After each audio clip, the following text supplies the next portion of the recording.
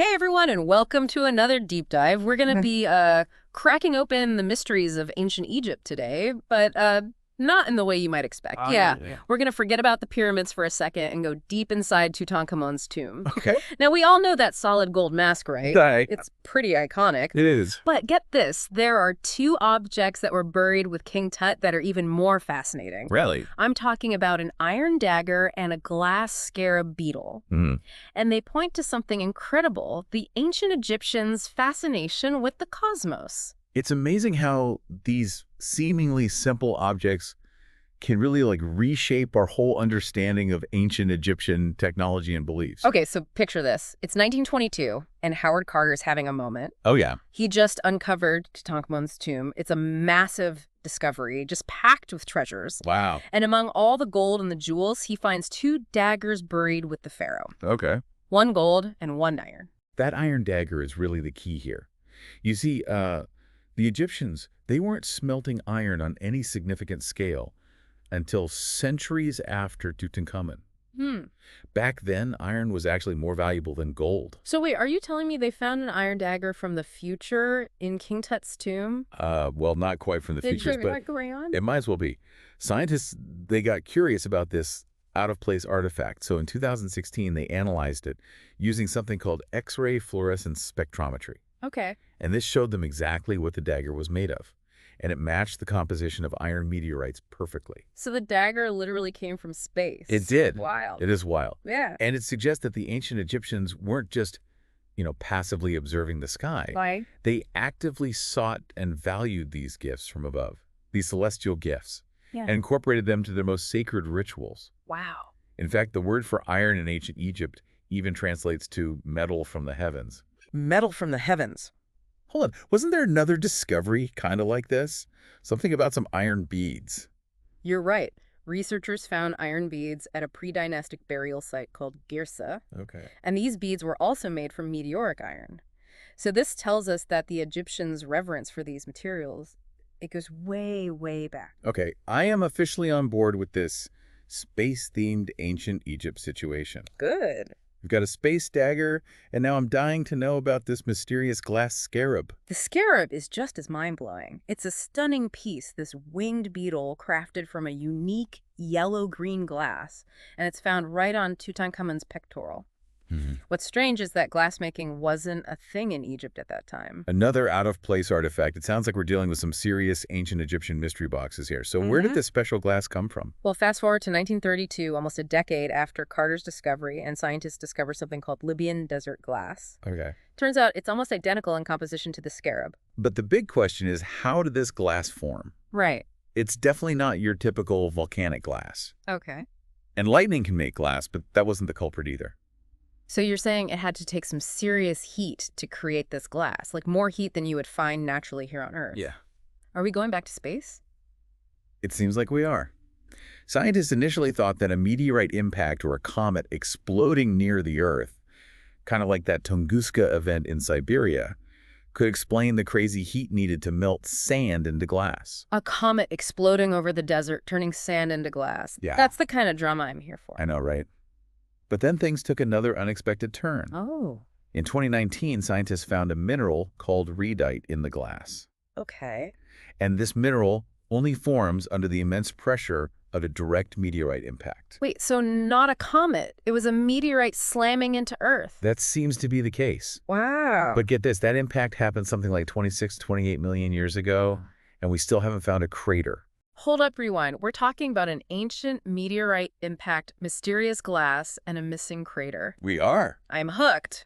But how does any of this connect back to King Tut's tomb and that glass scarab? This is where the ancient Egyptian worldview comes in. Remember how they saw iron as a gift from the heavens? Right. But to them, anything that came from space held incredible spiritual significance. It's like the sky was a direct line to the divine. Ah, I see where you're going with this. So they weren't just burying King Tut with rare or valuable trinkets. They were burying him with objects that they believed had a direct connection to the gods. Exactly. Imagine the power these objects would hold in their eyes, especially if they associated them with events like meteor showers or impact explosions. Right. It wasn't just about riches in the afterlife. It was about ensuring the pharaoh's connection to the divine. Wow. We've got a dagger potentially forged from a fallen star and a scarab made from impact glass created millions of years ago. Yeah. That's way cooler than just gold, right? It completely changes the way we look at these objects. Yeah. It's not about the material itself. It's about the meaning they held for the ancient Egyptians. It gives us a window into how they saw the universe and their place within it.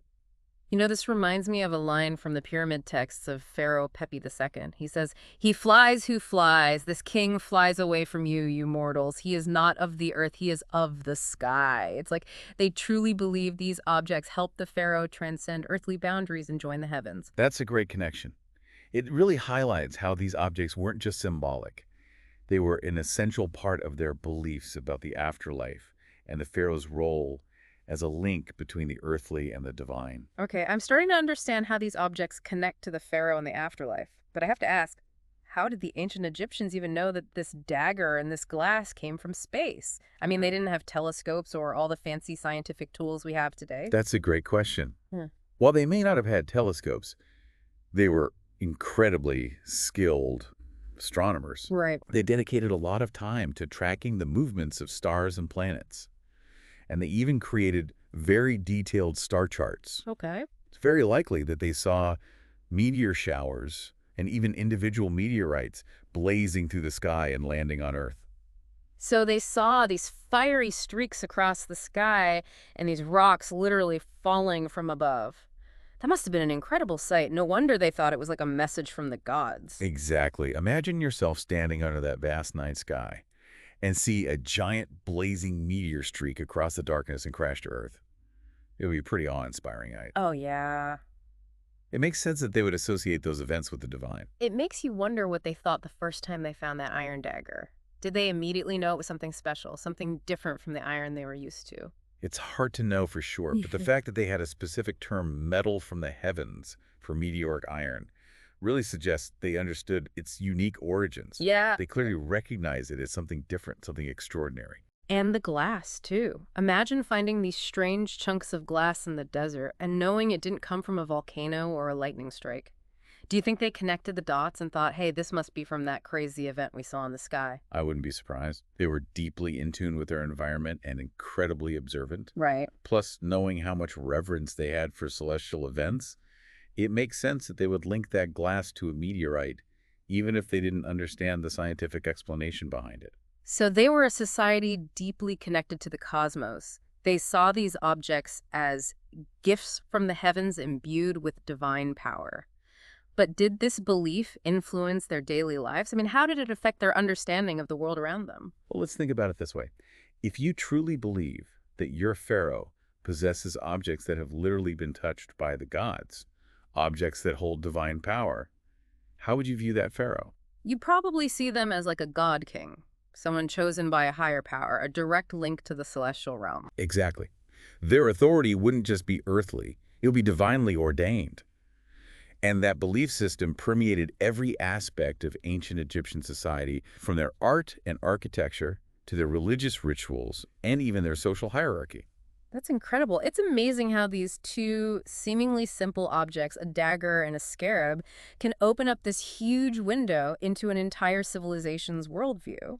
And it really makes you wonder what other secrets might be hiding within all these ancient artifacts just waiting to be unlocked. That's the beauty of archaeology and scientific inquiry. Yeah. Each discovery, no matter how big or small, it adds another piece to the puzzle, helping us reconstruct the past and understand the beliefs and practices of those who came before us. And who knows, maybe there are even more incredible discoveries out there waiting to be made. Perhaps other pharaohs were buried with similar treasures from space. What could we learn from those? The possibilities are endless. Yeah. Every new dig, every analysis has the potential to completely rewrite history, challenging everything we thought we knew about the past and our place in the universe. Yeah. It's exciting. It really is. It just shows you that we're still learning, still unraveling the mysteries of the past, and sometimes the most unexpected objects hold the key to unlocking those secrets. I couldn't agree more. It underscores why it's so important to approach these discoveries with curiosity and an open mind. You never know what amazing insights await us. It's incredible to think that something as simple as an iron dagger and a glass scarab can completely change our understanding of a whole civilization, right? I mean, we always knew that the ancient Egyptians were fascinated by the stars, but these discoveries, they just take it to a whole new level. Absolutely. It's not just about observing the sky anymore. It's about this belief that events in the heavens had a real tangible impact on their lives here on Earth. Hmm. It even affected their understanding of the afterlife. What I find so fascinating is that we're not just talking about a few cool artifacts here. These objects represent a profound connection to the universe, like a whole belief system that seems to have influenced every part of their society.